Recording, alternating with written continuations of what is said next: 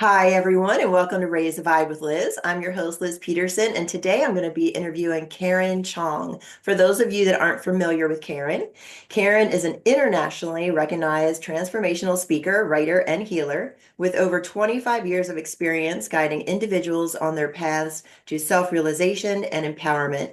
Karen has become a beacon of inspiration.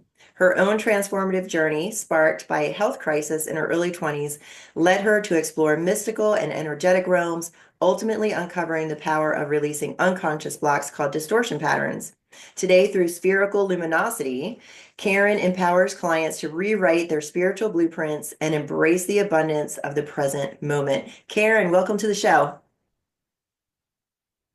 Thank you so much for having me, Liz. I'm super excited for this conversation.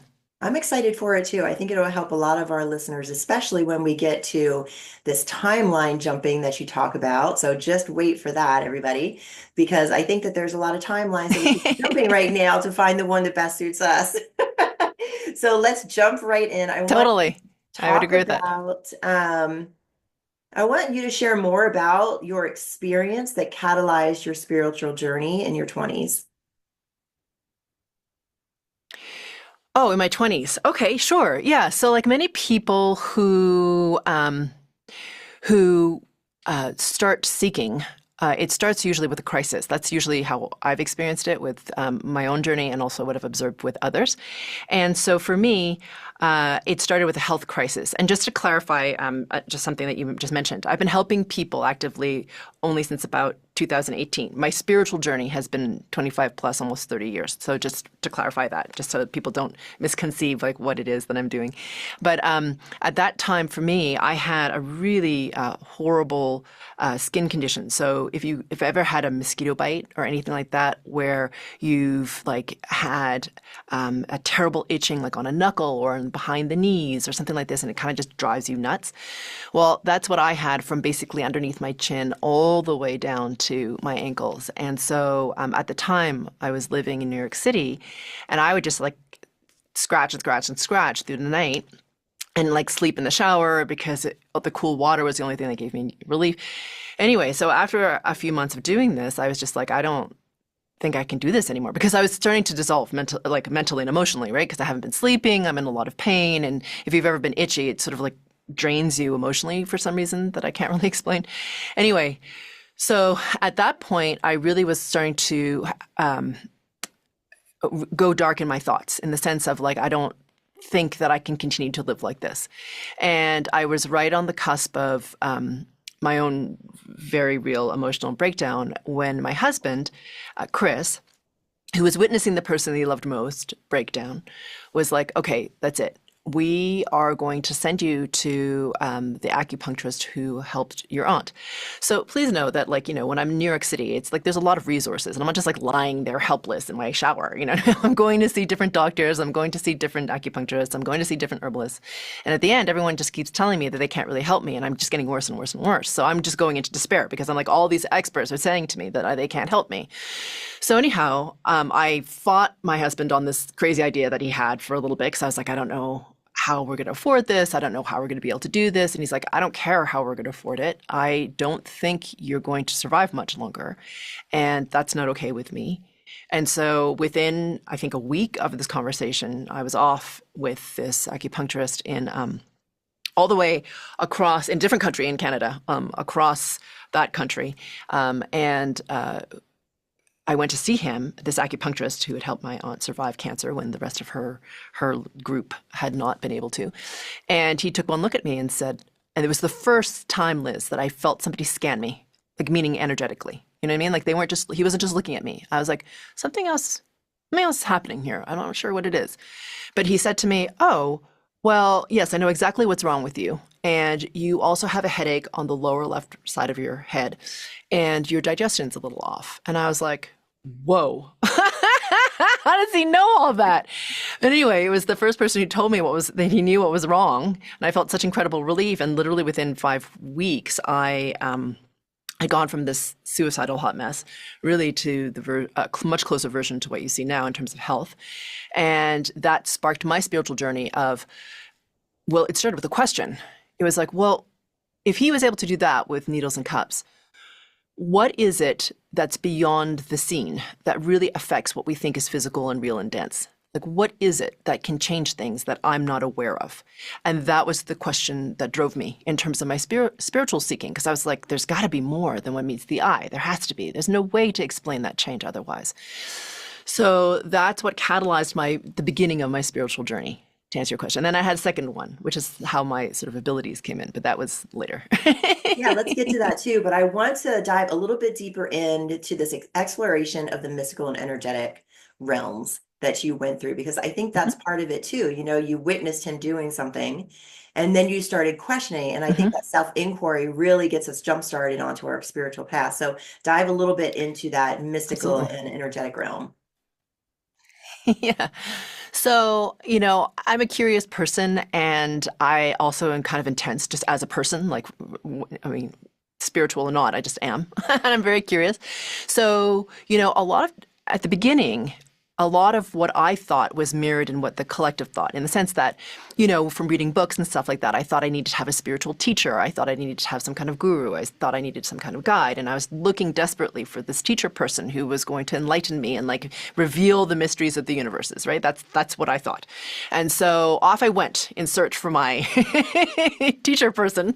And so what I discovered when I started to just explore a whole bunch of different modalities, right? So I was just like, well, what is life force? Like, what is chi? How does it run through the body, right? So I went through this whole exploration of, traditional Chinese medicine, how astrology works, how it impacts the body, how it impacts the space that you occupy in terms of your home and all that sort of stuff. That was the very beginning of my search.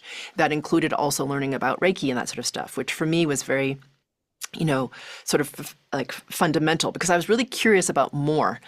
And then I started to, through a series of synchronicities as things happen, they always say that when the student is ready, the teacher appears.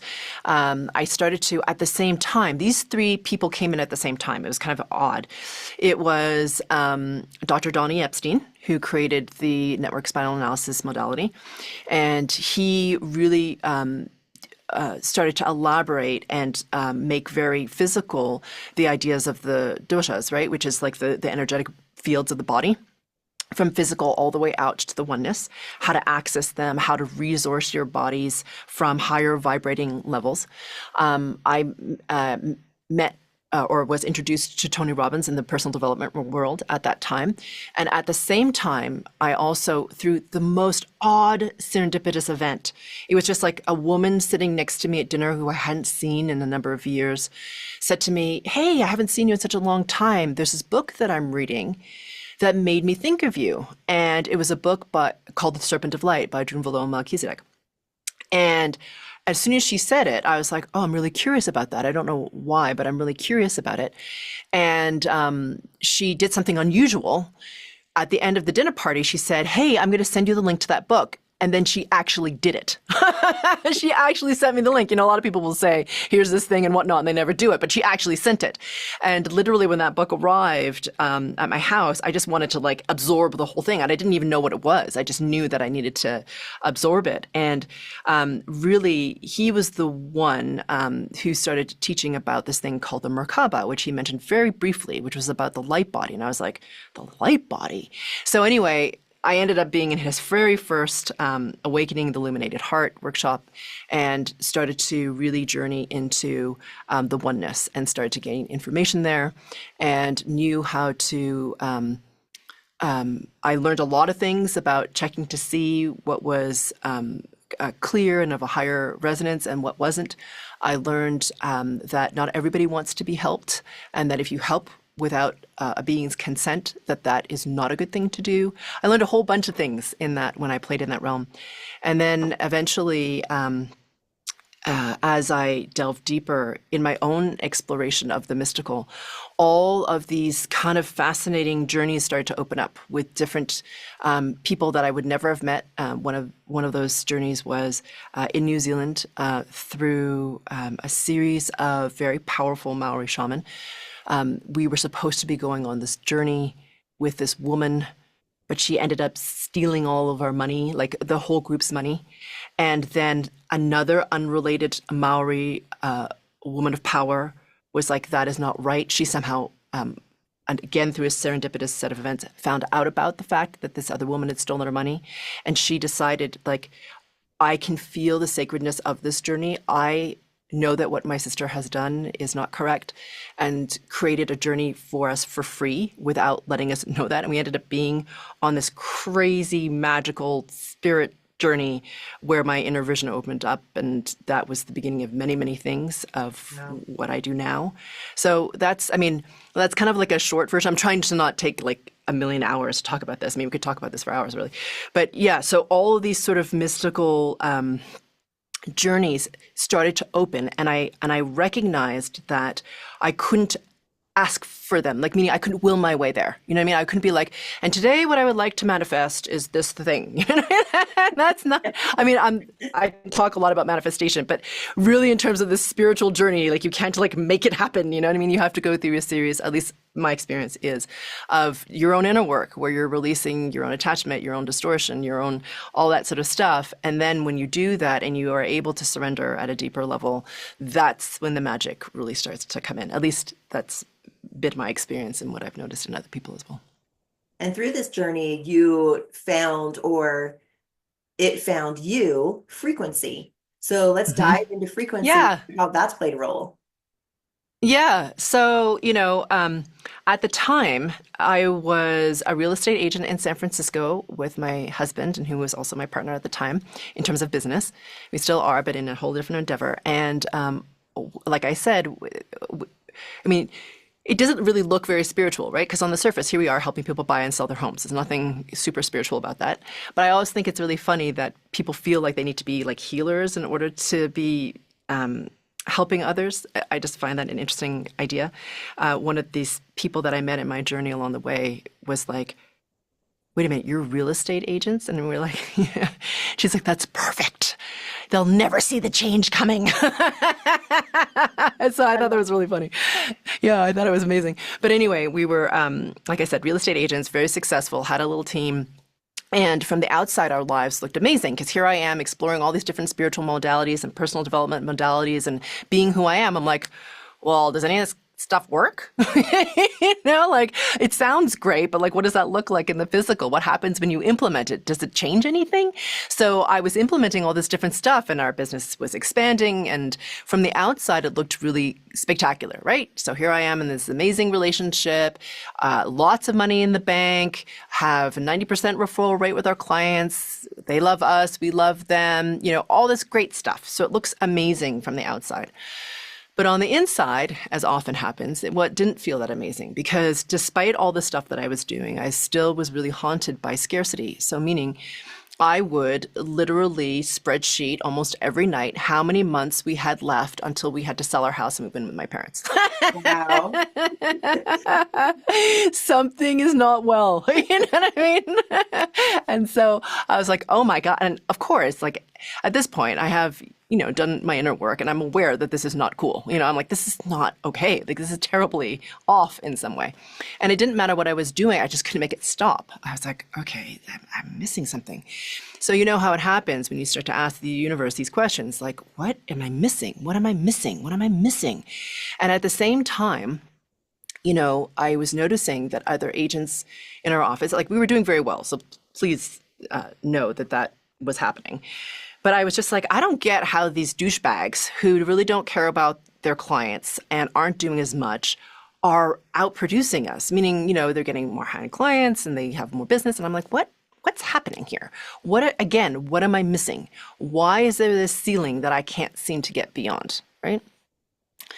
And so it's funny when you keep asking yourself a question, or the universe a question, because the answer, I've noticed, often appears in a way that you may not be expecting. At least that's what's happened for me. And so I was sitting on my acupuncturist's table, and I was just about to leave. I just come back from this journey to France, which was wild in its own way, which we'll talk about maybe some other time. But she said to me as I was getting up, have you ever heard of frequency work? And it was really weird, Liz, because it's kind of like, I don't know if you know that scene from The Matrix, that very famous scene where he like leans back and all the bullets go past him in slow Uh-huh. motion. Well, yeah. So that was like my very kind of mundane, not as exciting version of that at all, because there were no bullets involved whatsoever. But in that moment, I could really feel like it's like time really got slow. So I could see every angle of the room as I was turning, and I could feel time like it could really expand. And in that moment, I knew, well, I don't know what that is, but I know I need to. And so it's funny because when I first encountered frequency work, I didn't really feel that much. I was like, oh, okay, weird. I mean, I'm a feeler, right? Normally, like that's the way that I would have perceived, or I was what I would have called a seer. So I would see things. But in this case, I didn't have that experience. But I knew, oddly, at the end of it, that something fundamentally had shifted. And I knew that I needed to keep doing it. So I knew enough to follow that. You know what I mean? I was just like, this doesn't make any sense. But I'm like, it doesn't matter. It doesn't make any sense. I'm just going to keep doing it because I feel compelled to. And so after about 2 years of intensively releasing my distortion patterns, because I was just like, I just don't want to feel this anymore. You know, like I don't like having this scarcity. And it was subtle at first because frequency work does that. When you release your distortion patterns, your normal shifts. So I didn't even notice it happening. I just like, okay, I just got to release my distortion patterns. I'm going to focus on this. I'm going to do the work, etc. And one day, you know, a few weeks into it, my husband said to me, have you noticed that you're not spreadsheeting? And I'm like, no, actually, I haven't noticed that at all. And I was like, but oh my God, I'm not spreadsheeting. You know what I mean? I was just like, whoa, like that hasn't happened in like a really long time. And so I was like, well, if this can shift, what else can shift? Like what else can happen? So I just kept releasing my distortion patterns with no end outcome. It wasn't like I was like, gee, I'd really like to have healing abilities one day, or gee, I'd like to have unique abilities or anything. I was just like, let's just see what happens. You know, I'm not really vested in any particular outcome. So oddly, about, like I said, 2 years into it, without me asking for it and it being very unexpected, I ended up at this retreat in Sedona, where I didn't know the teacher. And I didn't know really what the hell we were supposed to be doing. Like there was the title of the thing, and I was like, I don't really know what that means. But I just had this strong feeling. I don't know if you've ever felt this way before, where you're just like, I just know I have to go. Yeah. And in the days leading up to it, there was more and more resistance. And I'm like, aha, now I know I really need to go, even though my mind's freaking out and there are all these reasons why I shouldn't. So anyway, I went to this retreat, and when I walked in, I had enough clarity at that time to even recognize the field was unstable, meaning the field of the room. Okay, there's like 150 people in this room. Mm. And I was like, that meant to me that there was what we were supposed to be doing ostensibly was piercing into the absolute or into the oneness. And I was like, there is so much ego mind chatter happening in this room, and like wanting to prove that I'm like that we're awake going on here. I was like, there's no way. There's no way that we can do this jump that this guy is proposing. So I'm in this space. And so just for everyone to know, like I'm of Chinese descent, right? So this retreat is a 12-day retreat. So I have, as a small business owner, if anybody knows what it feels like to own a business, to clear your plate for 12 days is like a huge undertaking. You have to delegate a whole bunch of stuff. You have to there's like a really big, like I've never been like that removed from my business for, you know, a long time. And I also just threw down thousands of dollars to go to this retreat. So as a Chinese person, I was like, all my grandmothers are like, you're supposed to go to the thingy, take notes, be a good student, and apply the notes and get value out of your money. That is your task, right? So I'm sitting in this and I could feel all this linear stuff. And I was like, I shouldn't be here. You know, I just shouldn't be here. And so for me, that was a huge thing in itself to be like, no, actually, I'm not going to come to this retreat. So I end up in my little studio apartment and being like, oh my God, what am I doing? And I realized, wait a minute, I have 12 days where I have off and I'm here. And when do I ever get 12 days to meditate? Never. So let's just use the opportunity. I don't know why I'm here. So the next morning, I don't know why I decide this is a good idea or that I can even do it. I was just like, okay, I'm going to pierce into the oneness. I don't know, Liz, I don't know what possessed me. I think I could even do it. But I was just like, I'm just gonna try to do it. I'm like, just see what happens. I mean, worst case scenario, nothing happens and I'm still the same. That's fine. So anyway, I started this meditation. And it's the morning, and I'm raising my frequency resonance. And as I do that, I hit this sort of ceiling where I have to. I realize in this flash of awareness that I have to release who I think I am, like the identity of Karen. I was like, oh my God. And for somebody who was a control freak, that was terrifying. I was like, oh my God, I don't know that I want to do that. That's really terrifying for me. And then also part of that identity of self is also relationships, right? Like as humans, we have relationships, people that we love, and we very much, it feeds into our identity. And I was like, well, what if I go insane? Like, what if I don't remember these people? Like, what will happen, right? So my mind's going, oh, and I realized, okay, I really just have to get to the point that I can surrender it. And so I don't know exactly how I did it, but I did. And when I did, I felt this huge upper momentum in my frequency resonance. And all of a sudden, I was in everythingness. And I lost my feeling of Karen. There was no Karen because it really was irrelevant that there had been a Karen. And I was just part of everything, and everything was part of me. And in that moment where I was part of that, viscerally part of the oneness, like I'd heard this idea of oneness before. It wasn't like a news flash or anything, but I'd never felt it like this. And so there was this feeling of being part of everything. And I couldn't believe that I'd forgotten it. And I just cried for like, I don't know how many minutes. I just cried and cried because I couldn't remember, I couldn't believe that I'd forgotten it. And then I started to laugh because I couldn't believe that I'd forgotten it. And I don't know exactly what happened in that long period of time that was there. I mean, I don't have a ton of conscious remembering. I do know, however, that I perceived everything as peak frequency, Mm. and that I realized I could change everything at that level. I was like, wait a minute. And it wasn't thinking. I was just like, oh, of course. Of course I can change things at this level. And so anyway, I came back into my normal awareness, and it was dark when I came back into my normal awareness. I was like, that's weird. What time is it? As I'm running to the bathroom to pee, right? And I looked at the clock, and it had been 9 hours. And I was like, whoa, Wow. what? Like I was like, wow. Like it wasn't like what I planned that morning, you know what I mean? In terms of what I was going to be doing. But the crazy thing was I perceived I like I said, had no expectation. And so I was in Sedona walking around, because it's Sedona, it's beautiful. And I'm walking around and I could perceive still at the frequency level. I was like, because I don't know what I expected, but I was like, I still can, it's almost like you're rubbing your eyes. And I'm like, I can still perceive this level. It's so crazy.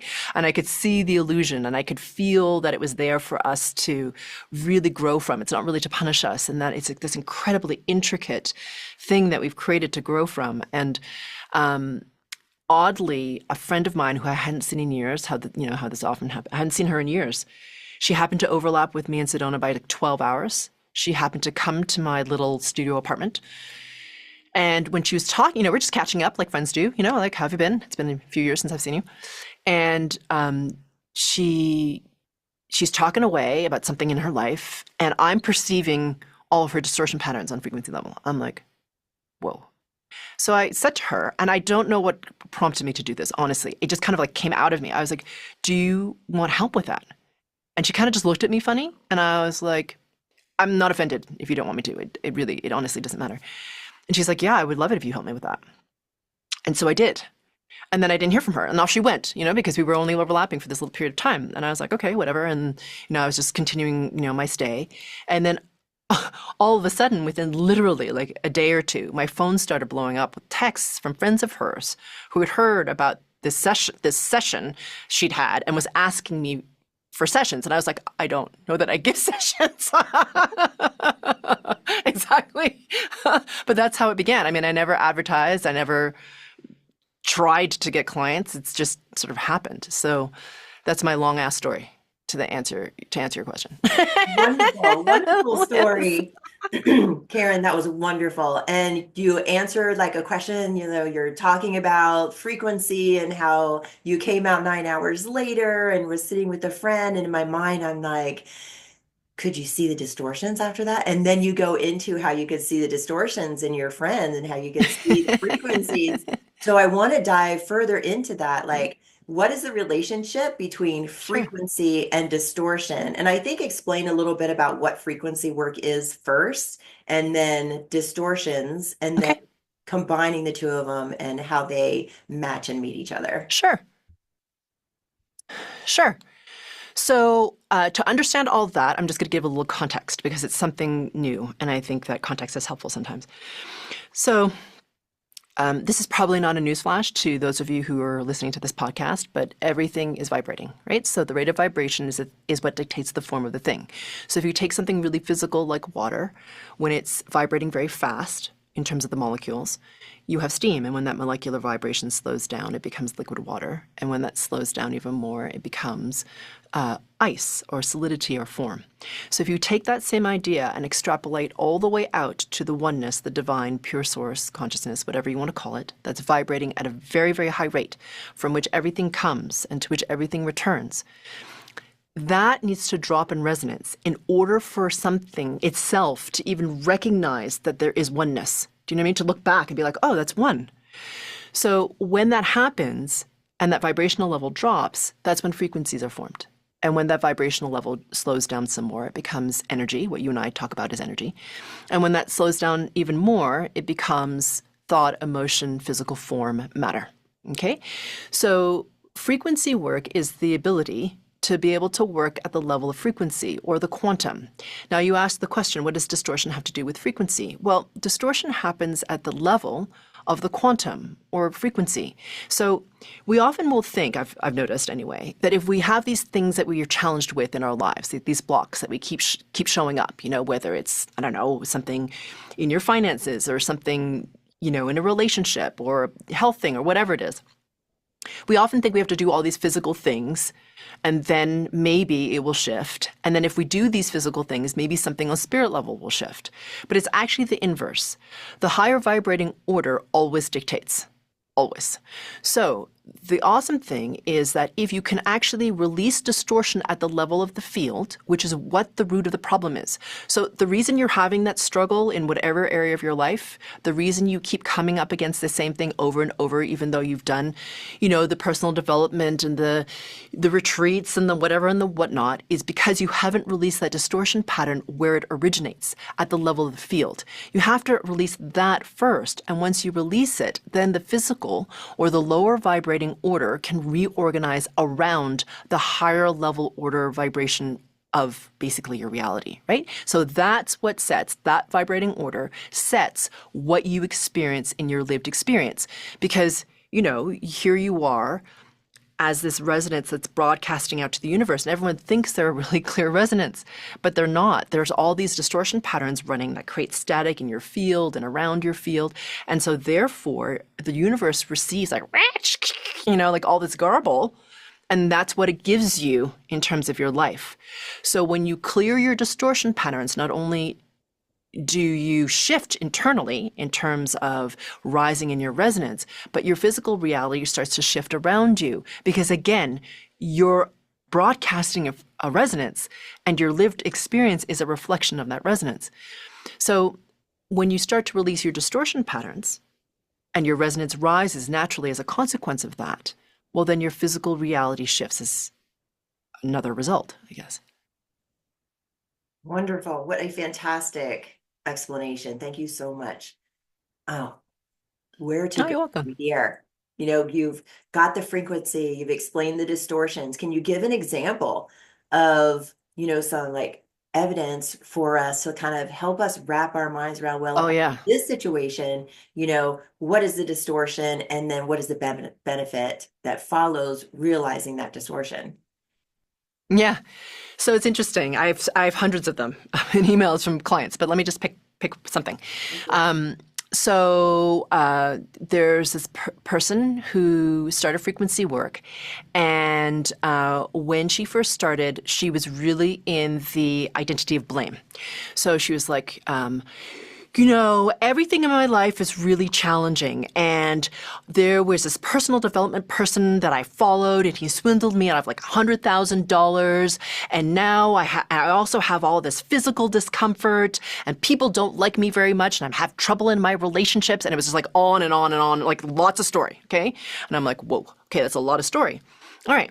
So she had a really strong problem with being up in her head, being very attached to her thoughts. I mean, I don't think this is an unusual experience, but very attached to her thoughts, very attached to her story, very attached to why she is the way she is because of these things that other people did to her, and life sucks, right? That's her experience. Right. So as we start to do more work together, so not only does she do individual sessions with me, she starts to do a lot of what I call group frequency calibrations, where she starts to release patterns of low self-worth, non-deserving, of like victim patterns, of disempowerment patterns, like a whole bunch of stuff, right? That seem unrelated. They're just things that are coming up that she has a challenge with, issues with trust in herself, issues with trust in relationship, like, a bunch of things like this, right? And as she's going through her process, she's gaining more and more distance from her thoughts. So once in a while, whenever we would have one-on-ones, she would say to me, I'm happier for some reason that I don't really understand.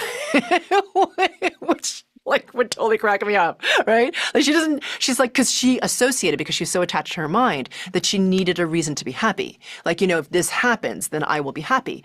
But oddly, what's happening without her realizing it is she's releasing her distortion. Her vibration is going up. She's starting to feel happy for no reason whatsoever. Her business starts to take off. And as we release more and more of her distortions through, like I said, mainly group frequency calibrations, she gets on a call with me one day and she says, "You'll never believe what happened." And I'm like, "No. Well, you'd be surprised what I would believe what would happen to you. So let me hear it." And she says, "That guy who swindled all of my savings from me, right? The $100,000 dude." Mm-hmm. She's like, "I didn't know this, but there was like a class action suit or some kind of lawsuit against him. And of the $100,000 that I lost, I just got back 96,000 of him. Wow. And now I have most of my savings back." And she's like, "I was not expecting that." You know what I mean? She's really funny.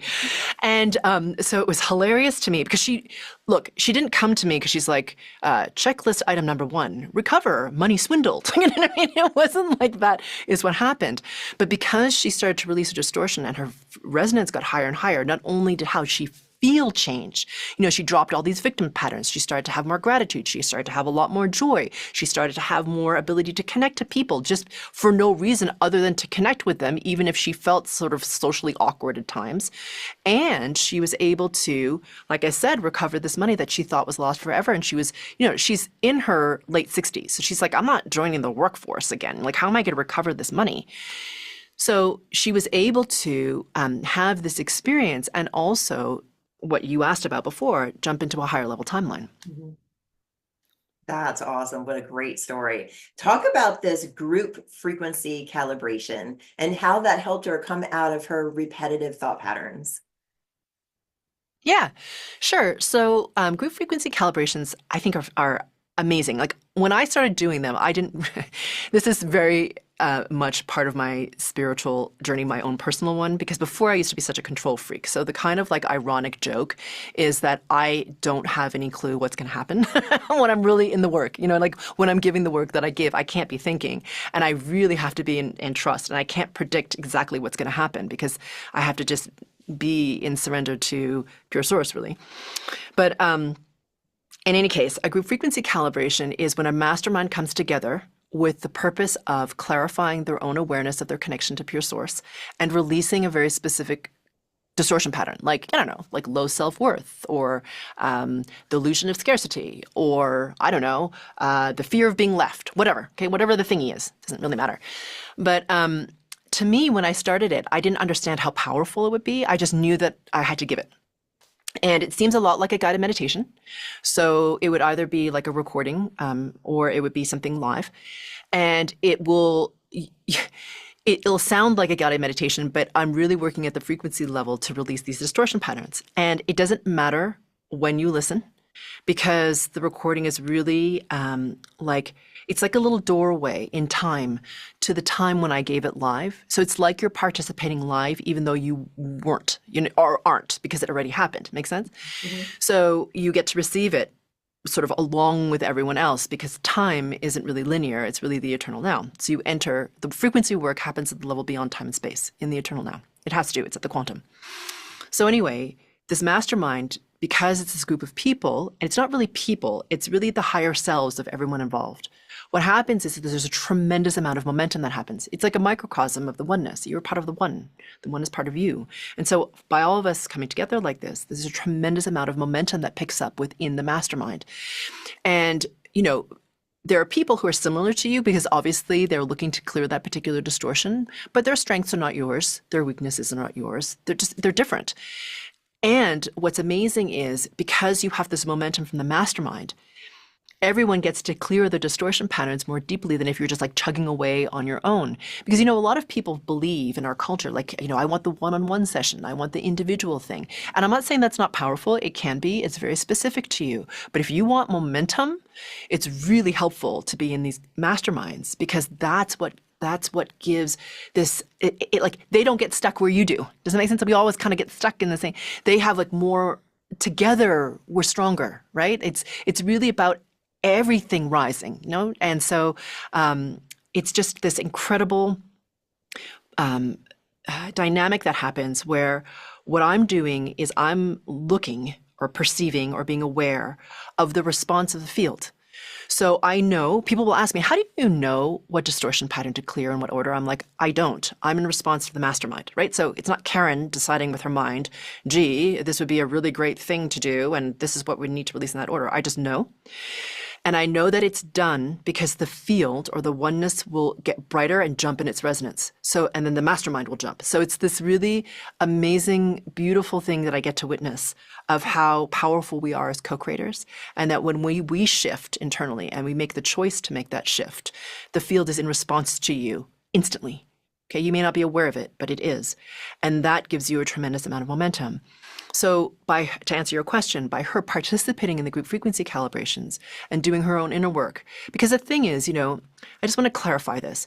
It's not like I just want to debunk the idea that someone's going to save you. I'm not going to like wave my magic wand over you. I'm not going to sprinkle holy water on you. I'm not going to like chant a mantra and you're going to be saved and done and clear. It's not like that, right? You have the power to awaken yourself. Thank God. Right? You're a really powerful being. You are co-creating everything in your reality. You just don't remember that you are.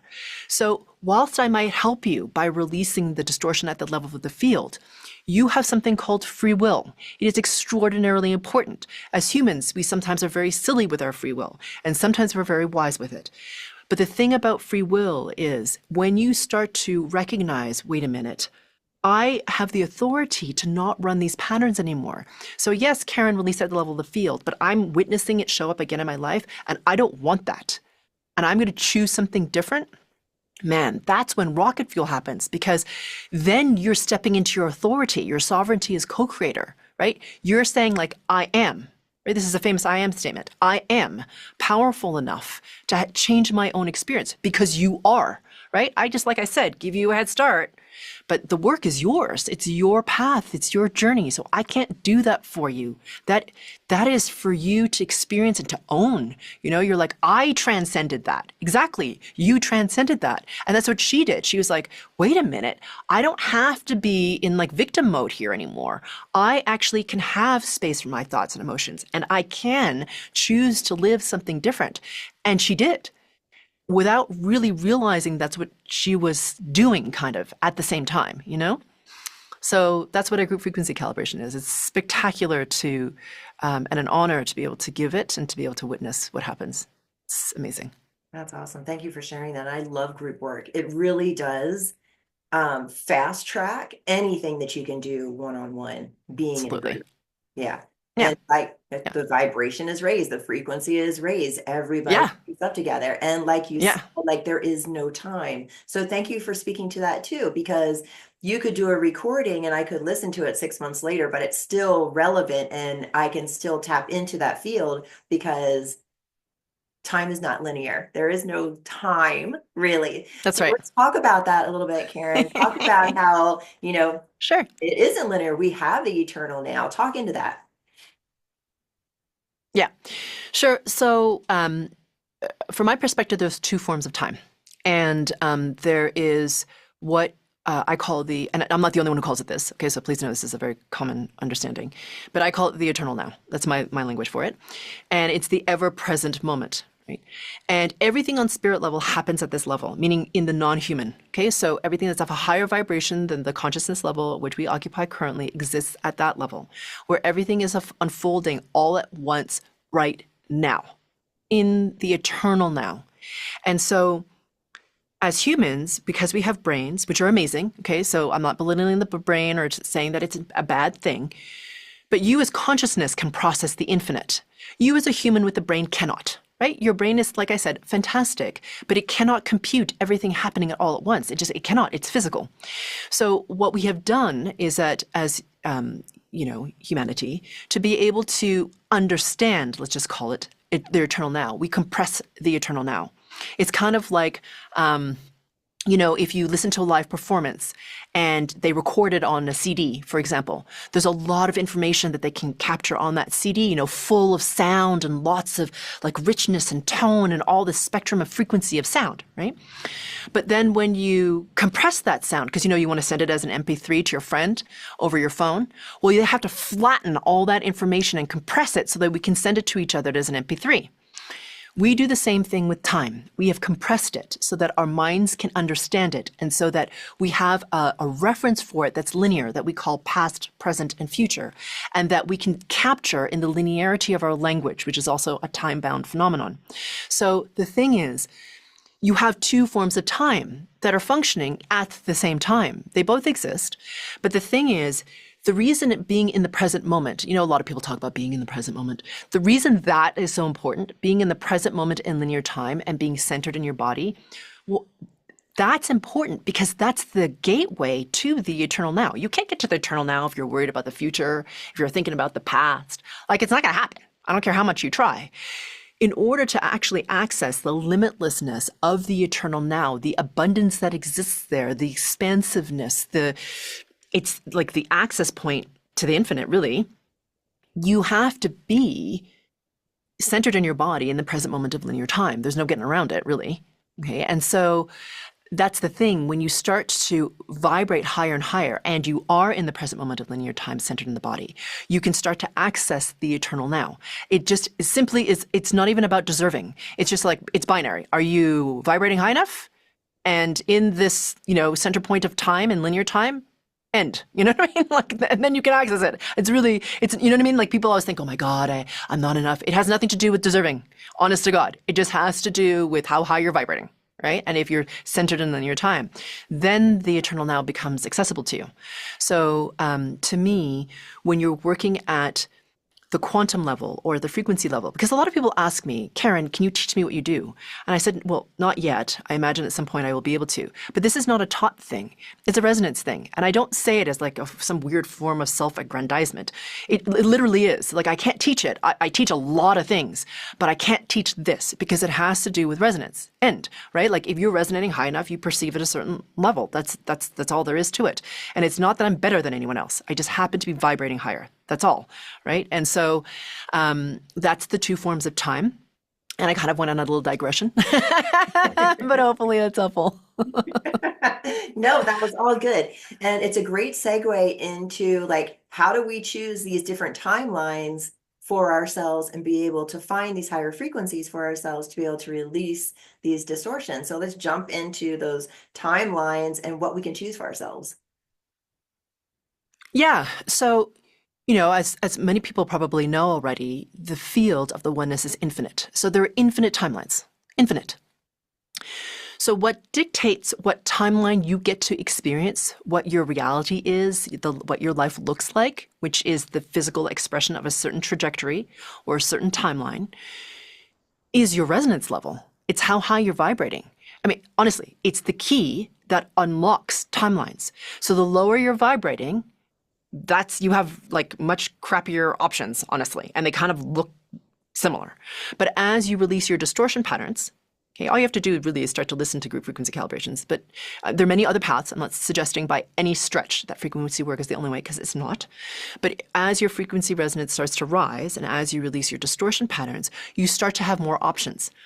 So people start to first notice things like more synchronicity. They're like, that's weird. That just sort of dropped into my awareness and I wasn't expecting that. I was just hoping that would happen. Or the right person, you were thinking to yourself, gee, I really wish that I don't know, could find a dog sitter. And then like a friend happens to mention her friend, and then someone else mentions, you know what I mean? It's like three different people and you're like, three different people mention this person's name and you're like, that's really weird. You know what I mean? Or, you know what I mean? That type of thing starts to happen. You have more and more synchronicity that starts to happen. And as you rise in your vibration even more and you start to release your distortions and you gain more distance from your thoughts, your emotions, you become more centered in yourself. You're not as attached to what happens because you're like, oh, I don't know what's going to happen. I have no idea. I just trust what's going to happen, which, by the way, for me was really hard. So if you don't think you can get there, you can, because if I can do it, you can. What happens is you start to become more aware of timelines. Okay, you're like, holy mackerel. These are the timelines I've been occupying. And you start to be able to perceive what you need to release in order to access higher level ones. And that's the work we do at my more advanced retreats. We literally start to be able to move between timelines. You don't necessarily know exactly what it's going to be, because if you do, that would be like a form of attachment. So you have a sense of what the resonance is going to be when you move into it. And then you're in the surrender of knowing that whatever it is, you can be in it. And then if you don't like it, then you can change it, and that type of thing. And you start to become aware of like different timelines having different kinds of information or wisdom or knowingness that you can start to benefit from in this dominant lifetime.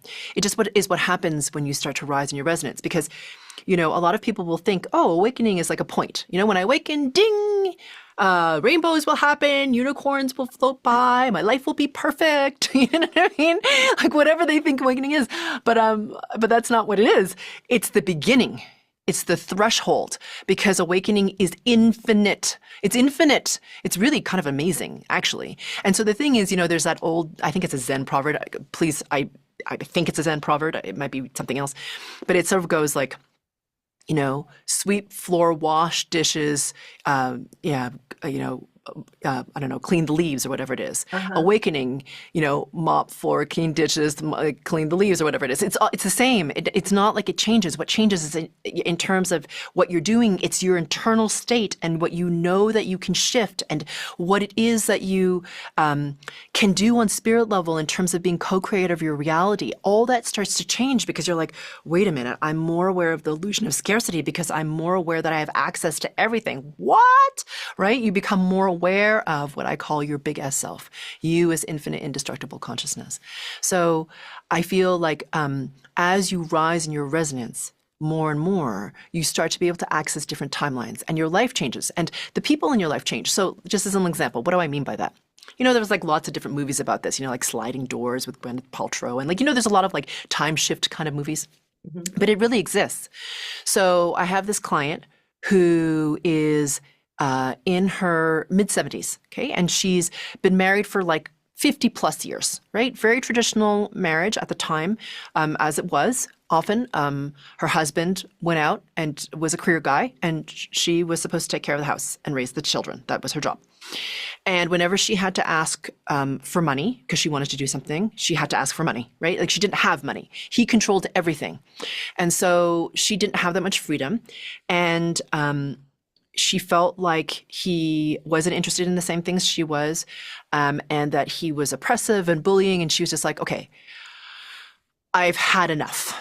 I've been working on myself. I'm doing frequency work. I can see where, my own distortions are. I don't want to have this relationship anymore. So after 50 plus years, I'm deciding that I'm going to divorce him. But I can't do it because I don't have my own money.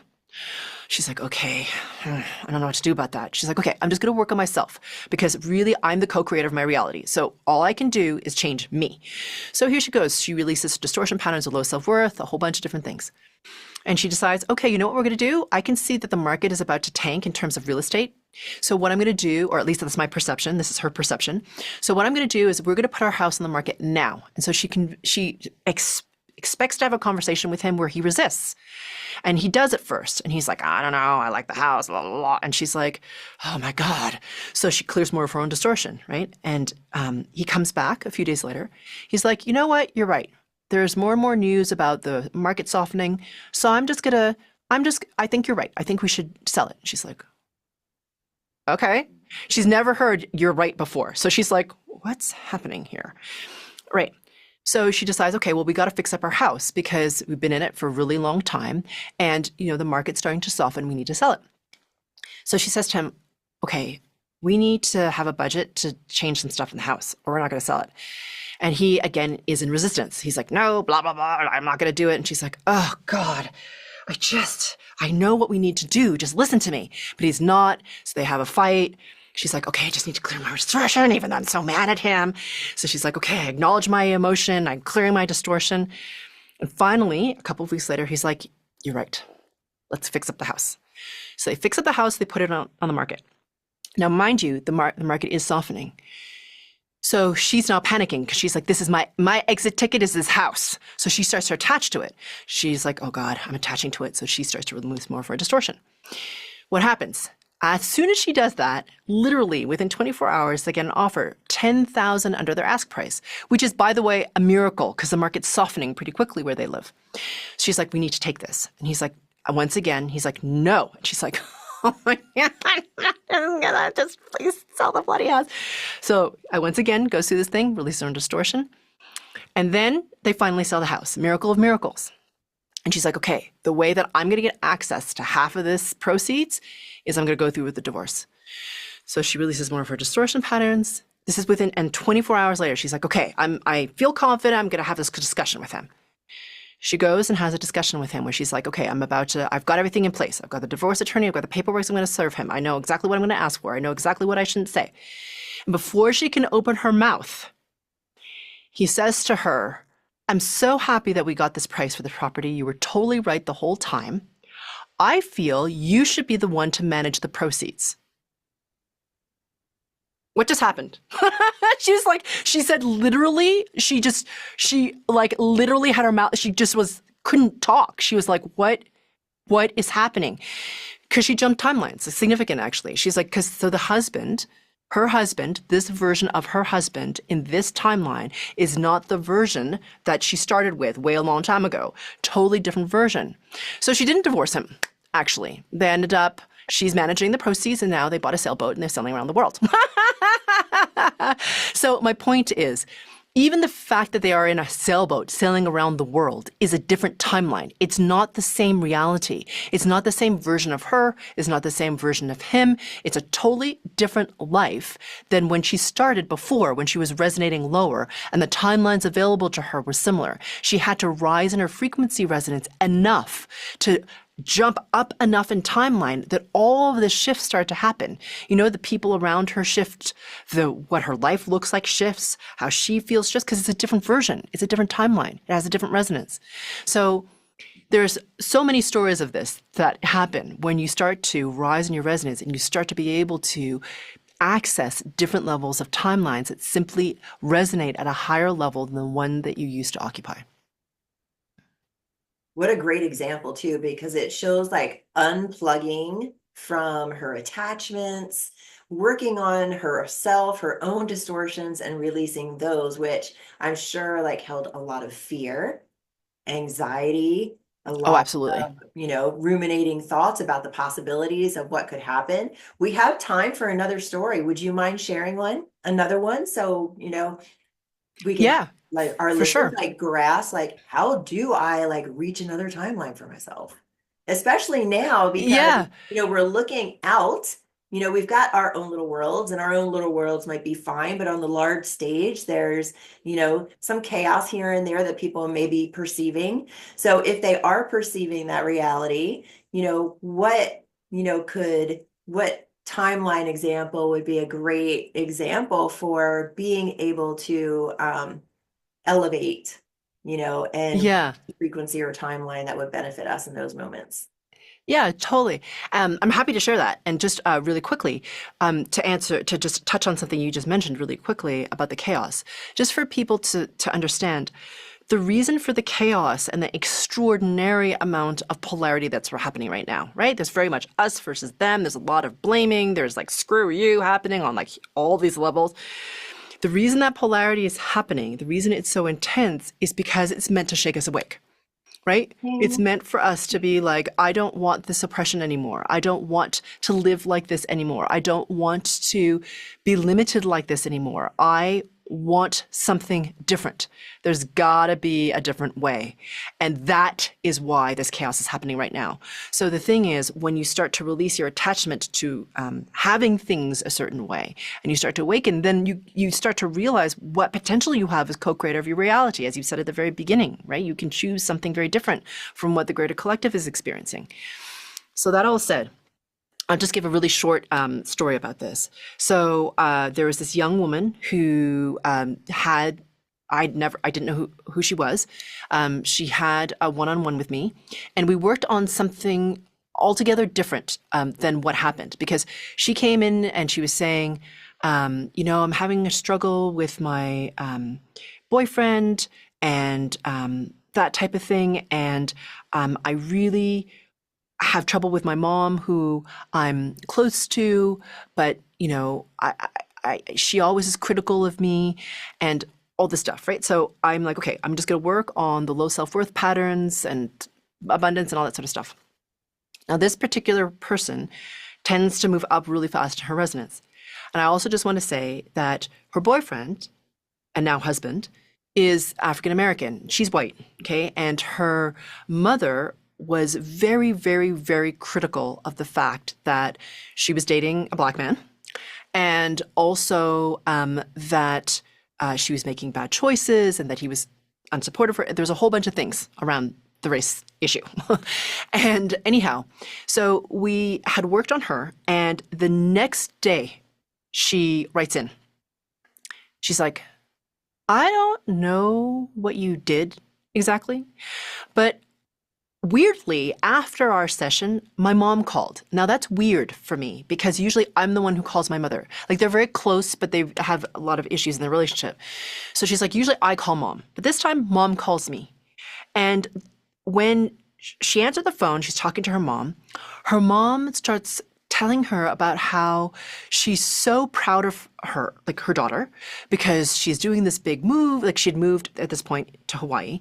She's like, she's following her passion and her dream and her intuition. And she was like, you're so brave. And I can't believe that you would do that, because it's not something I would do. And she's going on. And like, literally, this client's like, I actually moved the phone away from my head to see on the caller ID who it was. Cause she was like, who is this person? Because her mother, although they were close, tends to be very critical, right? And then she goes on to say, and I love your boyfriend. He's so supportive of you. And she was just like, oh my God. And then she's like, I don't even understand what happened. What happened was, the timeline version she'd entered, her mom, instead of being overly critical and judgmental, was very warm and supportive and effusive. So she'd done a huge jump into a very different timeline. So the thing is, not only do you shift, but your experience of the versions of other people shifts. And as long as you don't hang on to your need for them to be stagnant in a certain way, it's really amazing what can happen in terms of what you get to experience in your relationships and in your experience of life. Oh, I love that. That's a fantastic example. Karen, it's been such a pleasure to have you on the show. I have loved everything that you've brought, and I know that our listeners are loving it too. Before I ask how we can get a hold of you, I always ask one final question. Sure. Excuse me. What is a jewel of wisdom that you would like to leave our listeners with today? Yeah. So I think, especially right now, it can be really easy to feel disempowered, disconnected, and sort of hopeless, right? It's like, what am I going to do when all this stuff is happening around me? And it feels like total, like hell is breaking loose, basically. But the thing is to remember, you have something very powerful within you. You are the co-creator of your reality. You believe the illusion of the reality around you, but you are so much more powerful than that illusion. You may not feel like it right now. You may feel like there's nothing you can do. But the thing is, you have the power to actually change your reality. You just need to release the distortion patterns that like cloud what it is that you perceive. And please don't let anyone else tell you that you can't, that you need them, that you have to, you know, give your power away to someone else to achieve anything in terms of spiritual anything. It's your journey. You are this incredibly beloved part of the one. Remember that without you, the oneness is incomplete. So you are incredibly important. And it has nothing to do with like deserving it. You just are. So be aware of how much power you have and to cultivate it if you want to express the most brilliant, glorious, magnificent version of you. Oh, perfect, Karen. I love that. Thank you so much for sharing that. And You're I welcome. want to do a little ding again because the first thing when you were explaining the chaos and the purpose for it, I had goosebumps all over, which are my true Oh, bumps. And I think that that was a fantastic way to end the show and a beautiful gem for us to hold on to. Karen, thank you so much. And how can thank people you. find you if they want to work with you and try these group frequency calibrations or some one-on-one? Sure. Yeah, so you can find me at sphericalluminosity.com. And also for your listeners, I'm going to include a free Quiet Your Mind group frequency calibration. And so you can start to just quiet some of that stuff that's spinning up in our heads and puts us in the future. And I'll send you the links, Liz, so that you can put it in the description below. Perfect. And I'll make sure those are in the show notes below. Karen, thank you so much. It's been such a pleasure. Everybody reach out to Karen, listen to the free offer. I think that's fantastic. Thank you so much for sharing that with us. And thank you for being here on Raise the Vibe with Liz. And thank you everyone. And thank you for having me. Great. And thank you everyone for joining us. Again, I'm Liz Peterson and this is Raise the Vibe with Liz.